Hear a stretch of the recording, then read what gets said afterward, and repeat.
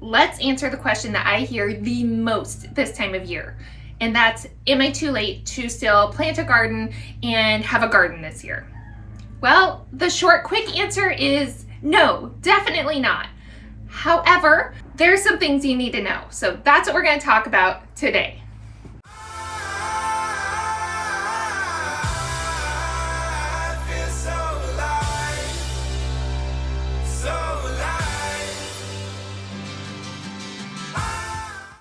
Okay, so first of all, hey, welcome back everyone. I'm Kaylee, this is Rooted Revival. I'm a gardener, permaculturist, and homesteader.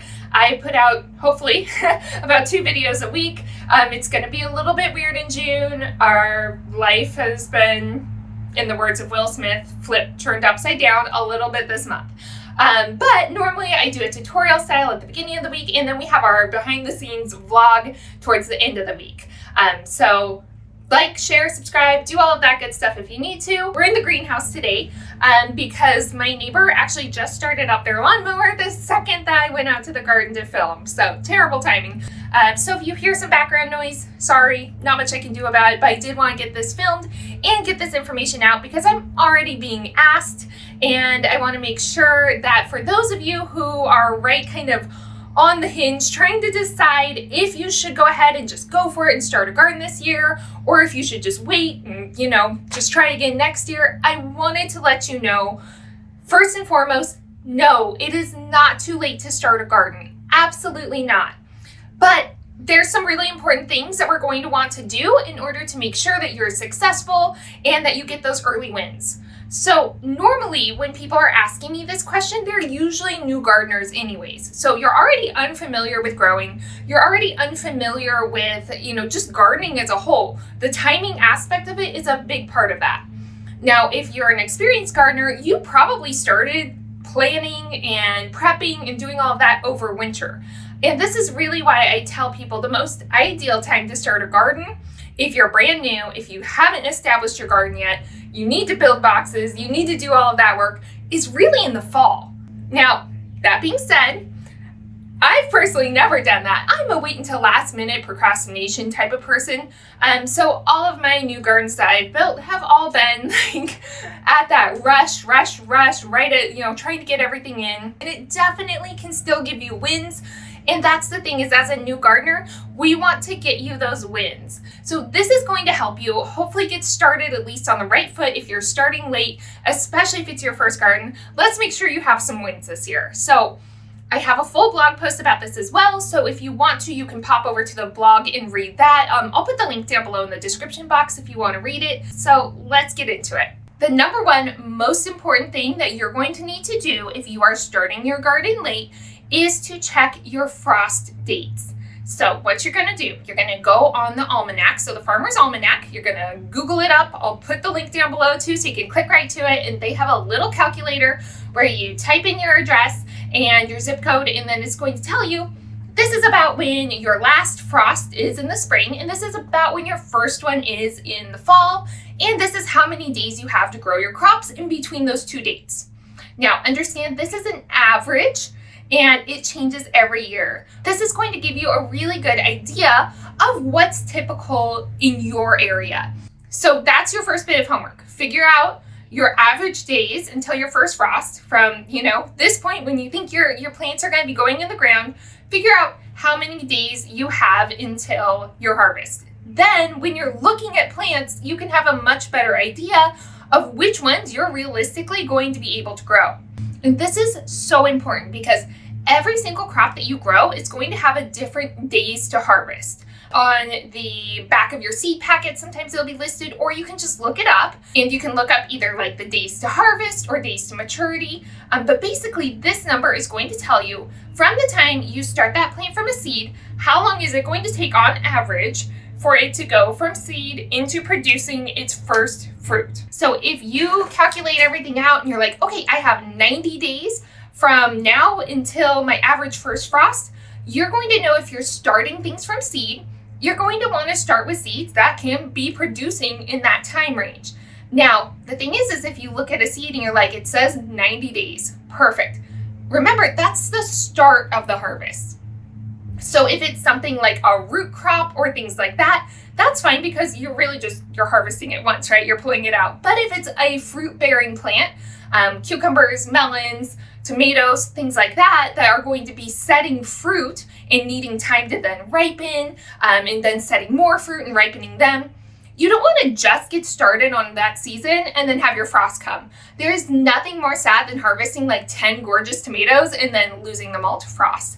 So you still want to include those days to harvest and a gap, a time frame where you can be harvesting from that plant before your frost comes. So one of the best things that you can do is to use fast growing plants. So these are plants that can get up and going really quickly and you can get your harvest fast. I actually just posted a video last week with 10 really super easy to grow from seed, fast growing crops that can get you going from seed to harvest in really not too long of a time frame. So I'll link that up above and you can check that out to give you some more ideas. But that's the number one easiest thing you can do if you are getting your garden up and going a bit late this year. Make sure you're going with those crops that you can just, plop in the ground. They're going to do their thing and they're going to produce and still give you a harvest before your frost comes. That's the easiest thing you can do. So in addition to those fast growing varieties that you can plant directly from seed, there are also varieties of every plant pretty much that can get to production a little bit faster.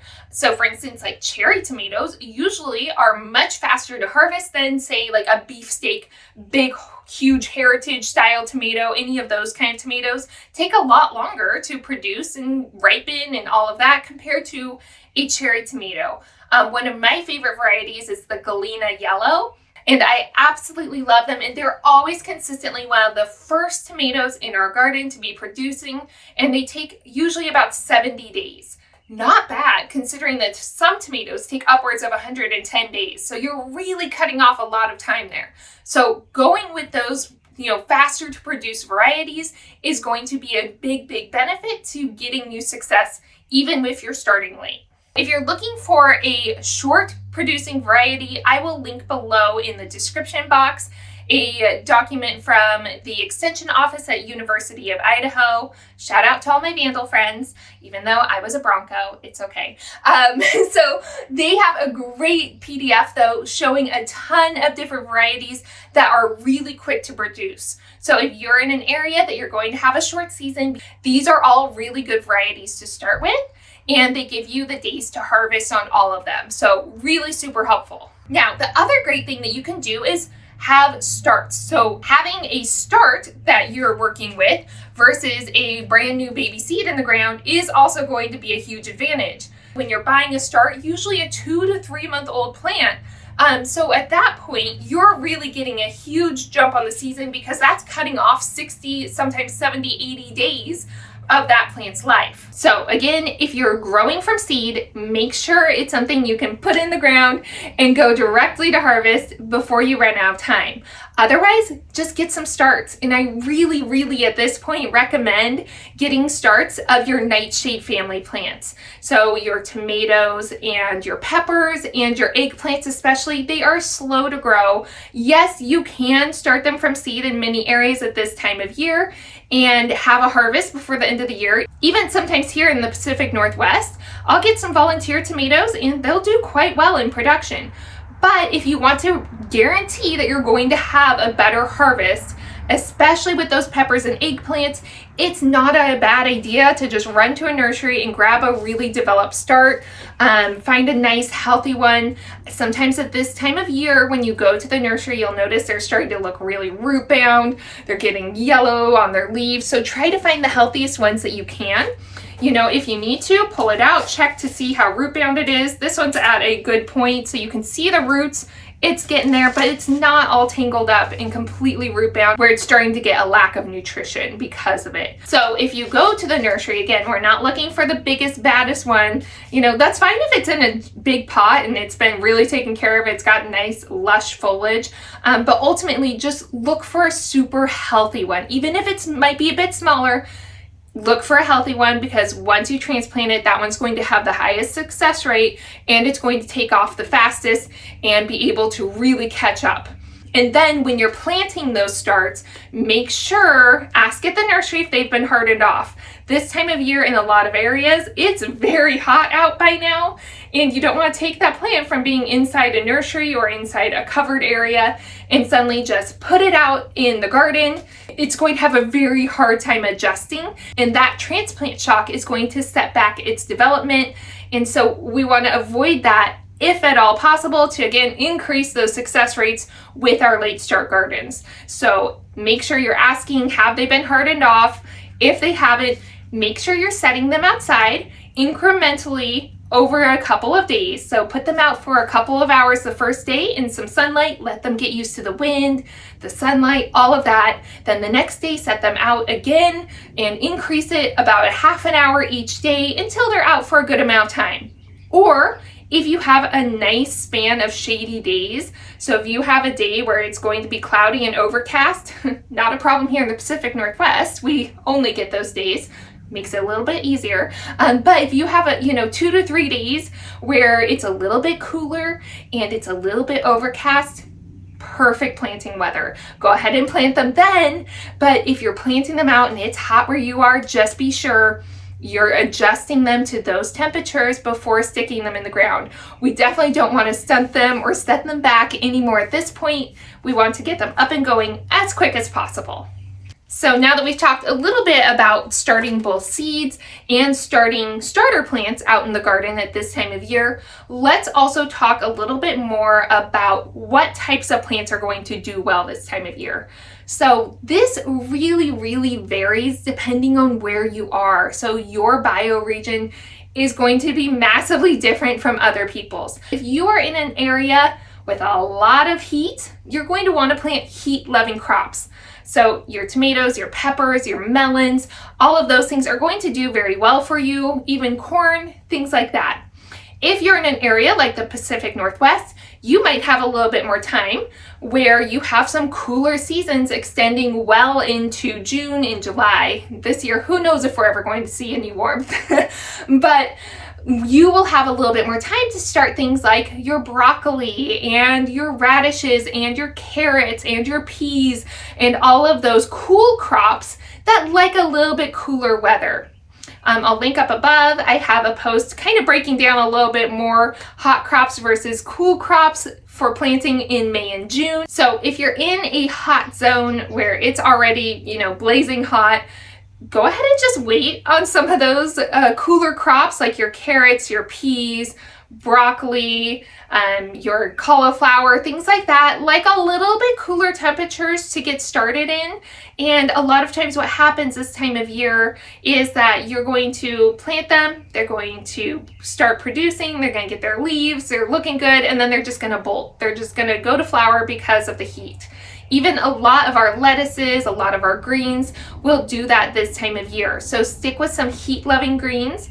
You can do auric, which is also known as mountain spinach, Malabar spinach, even like kale and Swiss chard generally do pretty well in the heat. And so I talked a little bit more about that in my last video where we talked about your 10 crops that you can get up and growing really fast right now. So you can check that out as well. But make sure that you're just matching your crops to your season so that you have higher success. If you're in an area that's still really cool, let's say you're in the Pacific Northwest, maybe you're in Alaska, Canada, things like that, where you have a little bit cooler season, maybe go ahead and start some broccoli, start some cabbages, start a lot of those cool crops, and you have a little bit more time with those. So that being said, you might also want to think about fall gardening, especially in your first year. If you're getting a late start in your garden, you can really use that fall season and capitalize on that to extend your harvest for a much longer period of time. So a lot of cool crops are very frost hardy. So even if you're starting to get frost in September, October, there are so many crops that will just grow right through it. Traditionally, we get our first frost around, the first week or so of October.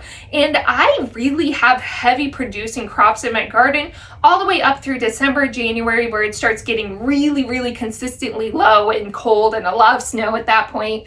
But you can have an extra 2 to 3 months sometimes of growing season. And honestly, like, fall gardening is very enjoyable. You know, there's a little bit less bugs at that point. You usually are having more precipitation and more rain, so you're not watering as much, and it's just not as hot. So if you're out there, you can enjoy it a bit more. So don't overlook fall gardening, and don't just set your sights on, you know, once the summer's done, that's the end of my garden. You can absolutely grow a ton of great fall crops all the way through, September, October, November, even into December or later, depending on where you are. So I'll have resources for that down below too in the description box. I have a blog post all about fall gardening, but definitely don't discount fall. It's a great way to get more out of your garden, especially if you're starting late. Along with that, another great way that you can actually grow for a longer period of time and really extend that out then if you want to, is going to be using season extenders. So things like frost blankets and greenhouses and row covers, all of those kind of things are going to give you more time to grow more things and have a little bit more protection as we get into the cooler weather. In a lot of areas, what happens is we have our first hard frost, and that's usually the killing frost, which is going to kill our hot crops like our tomatoes and our peppers, our okra, our beans, our cucumbers, our melons. All of those good summertime crops will be killed by a hard frost. And a lot of times what happens is we'll have that hard frost super early in the season, maybe around the 1st of October, late September, and then you get like 2 to 3 weeks of glorious weather again. And it's so sad because you're like, I could have kept growing things. So consider having some frost blankets, even old bed sheets or tarps, to throw over your hot crops during any chance of frost. And then you can sometimes get several more weeks of harvest from your crops after that. And then if you want, you can even take it one step further, and you can do something like, row covers where you stretch plastic over your beds.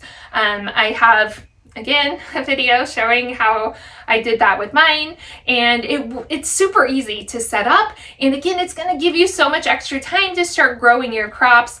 Or maybe you want to be growing in a greenhouse. I can tell you, having a greenhouse is a lifesaver. We use season extenders on the side of spring as well. That's how I'm able to start these in February and, give them a nice warm place to be growing until it warms up outside. So season extenders can work on both the spring, the front end of gardening, and the back end of gardening. So it's a great way to get a little bit more out of your season. Even just setting up some, plastic frames or windows. A lot of people will use windows and things like that over their garden to help bring in some extra heat, provide some frost protection. There's a million different ways that you can do it, but consider at least having some old sheets or something like that available. So if you have an early frost, you can still save some of your plants and get a harvest longer into the season. So if you're getting started late, remember, check your average frost dates and figure out how long you have on average until you experience frost. Then match your plants to those frost dates. So making sure that your starting seeds are going to have time to produce, or using starts if you need to. And that you're growing the right crops for the season that you're currently in, so that you're not trying to grow cool season crops in the heat or heat-loving crops when it's still cool out. Make sure that you match it so that you have higher success with that.